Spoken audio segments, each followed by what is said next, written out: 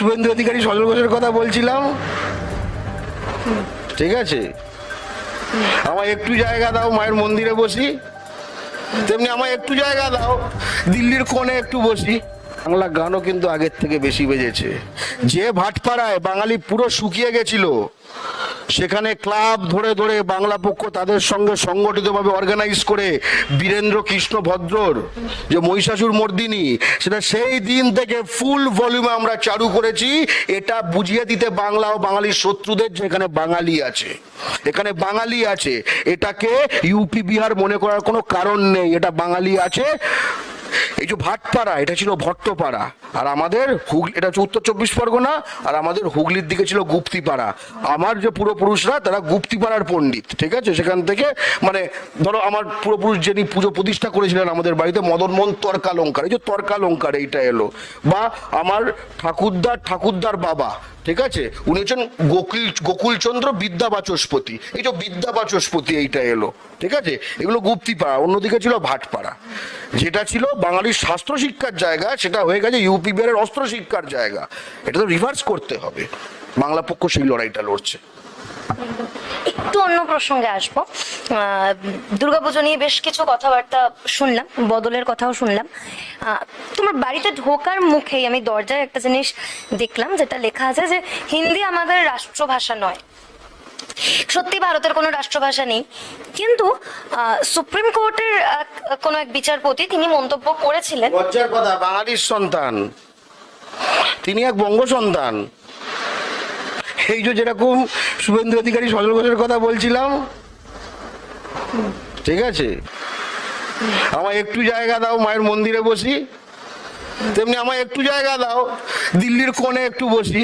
শুধু supreme court না, হাইকোর্টেরও কোনো এক বিচারপতি তিনিও এই একই মন্তব্য করেছিলেন। এবং সুপ্রিম কোর্টের এই বিচারপতির এই মন্তব্যের পরে বাংলা পক্ষকে বা তোমাদেরকে বিভিন্ন রকম প্রতিবাদ করতেও দেখা গিয়েছিল। এইটা একটুখানি জানতে চাইবো যে এই যে ভাবনা থেকে তো একটা জিনিস তুমি লিখেছো যে হিন্দি আমাদের রাষ্ট্রীয় ভাষা নয়, কিন্তু এবার এটা তুমি লিখে যখন রেখেছো, তার মানে তুমিও নিশ্চয়ই এটাও ভাবছো যে মানুষের মনে কোথাও না কোথাও গিয়ে একটা এই ধারণাটা মানুষ এই ধারণার বশবর্তী যে হিন্দি আমাদের রাষ্ট্রভাষা। এটাকে কিভাবে দেখছো? আমার প্রশ্ন, কেন মানুষ এই ধারণার বশবর্তী? আমার প্রশ্ন, কেন সুপ্রিম কোর্টের বিচারপতি ওই মন্তব্য করলেন? আর আমার শেষ প্রশ্ন, কেন তুমি লিখে রেখেছো হিন্দি আমাদের রাষ্ট্রীয় ভাষা নয়? এই বিষয় প্রথম কথা হচ্ছে কেন মানুষের বশবর্তী। বেশ কিছু জিনিস মিথ হিসেবে 1947 সাল থেকে ছড়িয়ে দেওয়া হয়েছে এই ভারতের মাটিতে, বিশেষ করে অহিন্দি জাতিগুলির মধ্যে। একটু বোঝাই বিষয়টা। একটা হচ্ছে যে আমরা